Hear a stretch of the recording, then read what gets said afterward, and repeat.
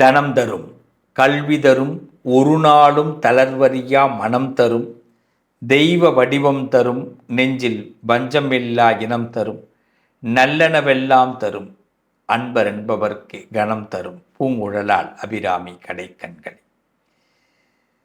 அபிராமியோடைய கடைக்கண் பார்வை எல்லாருக்கும் கிடைக்கட்டும். சிந்திக்க தெரிந்த மனித குலத்துக்கு சொந்தமான கையிருப்பு சிரிப்பு.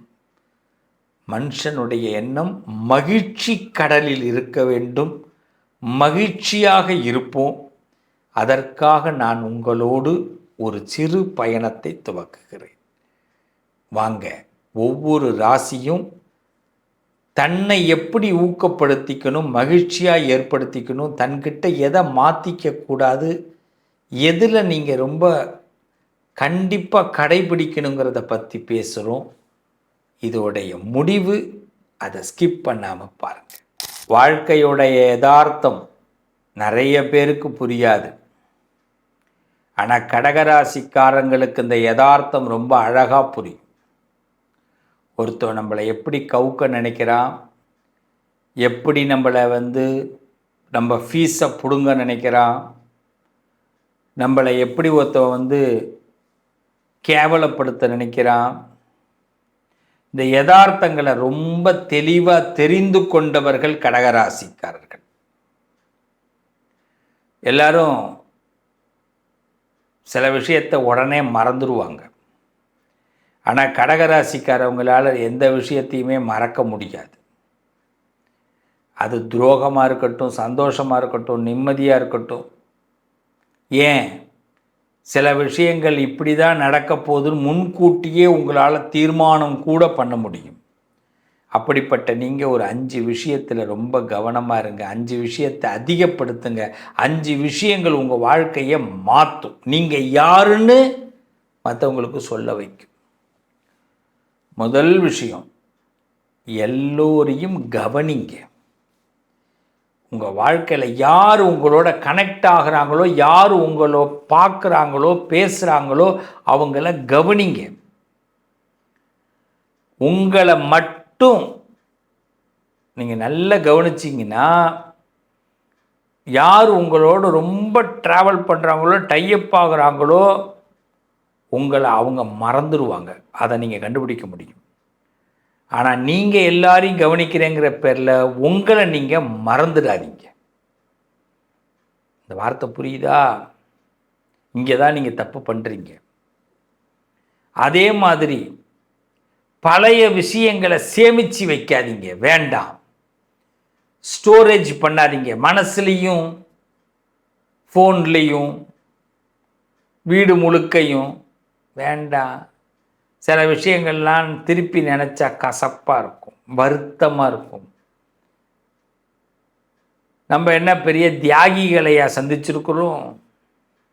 நம்ம என்ன நமக்கு பெரிய உறுதுணையாக இருந்தவர்களையா சந்தித்து வாழ்ந்துக்கிட்டு இருக்கிறோம்?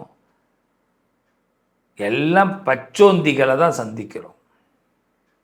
அவன் தனக்காக, தன் வாழ்க்கைக்காக நம்மளை பயன்படுத்திக்கிறான்னு நீங்கள் முதல்ல நம்பணும். தமிழில் ஒரு வார்த்தை இருக்குது, ஒரு உண்மையான லவ் என்ன தெரியுமா? காதல். புருஷன் பொண்டாட்டிக்கு வைக்கிறது மட்டும் காதல் இல்லை. ஒரு ஓனர் ஒரு லேபரை பார்த்து ஒரே ஒரு வார்த்தை கேட்டால் போதும். அவங்ககிட்ட வேலை பார்க்குறவனை பார்த்து, சாப்பிட்டீங்களா? அவ்வளோதான். எசமா எவ்வளோ நல்ல மனுஷன் அப்படின்வான்.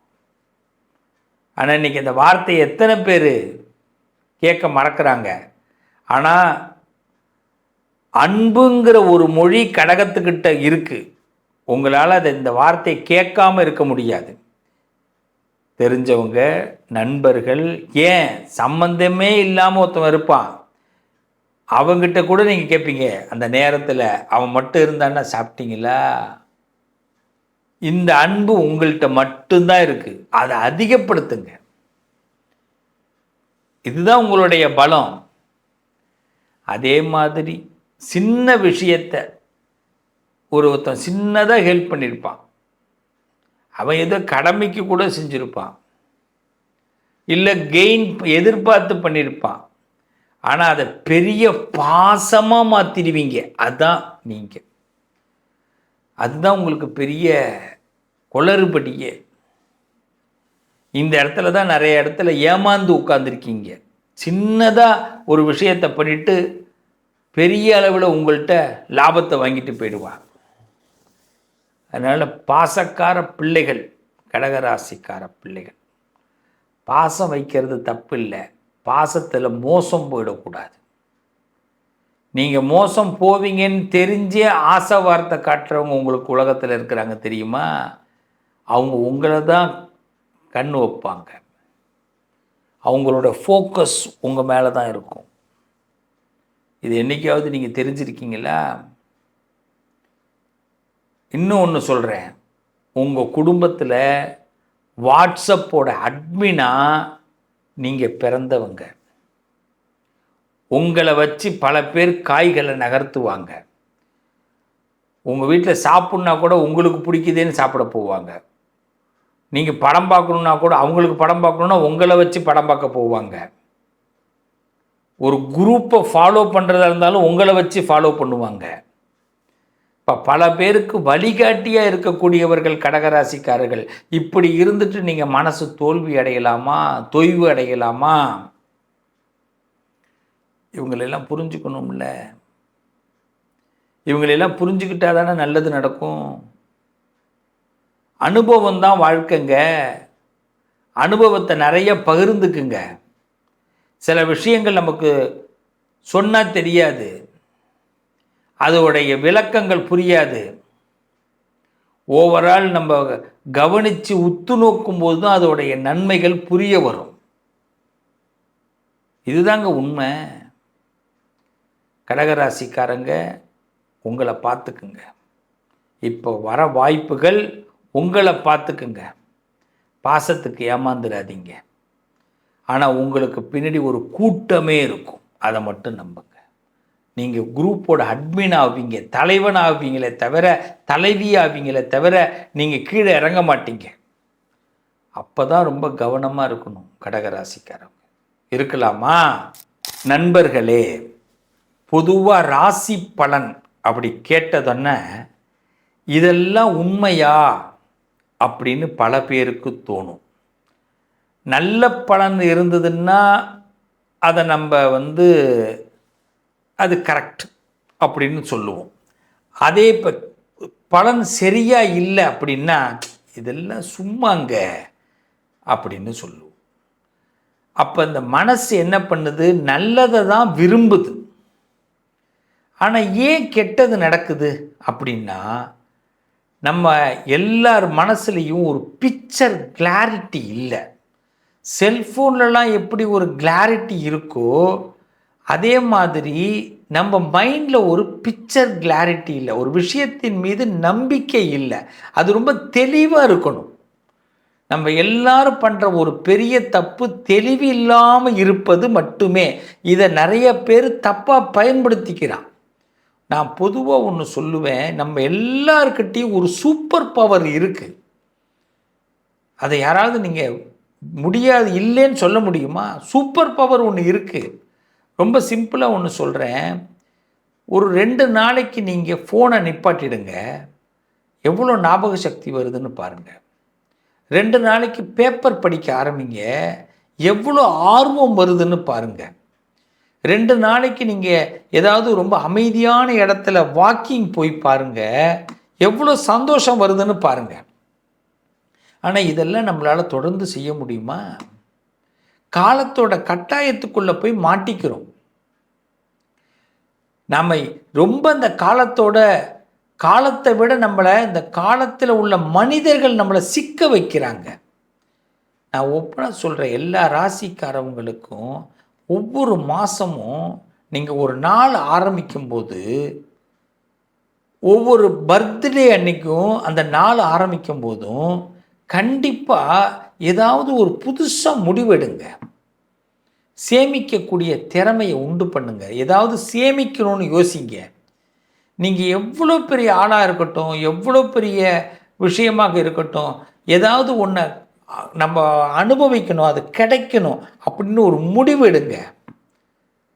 கண்ணாடி கிட்ட முன்னாடி போய் நின்று நீங்கள் நான் தான் அந்த ஆள், நான் தான் பிரைம் மினிஸ்டர், நான் தான் ஜனாதிபதி, நான் தான் நடிகர், நான் தான் டைரக்டர், நான் தான் அரசியல்வாதி, என்ன நினச்சிருக்கீங்களோ அதுவாக பேசி பாருங்க.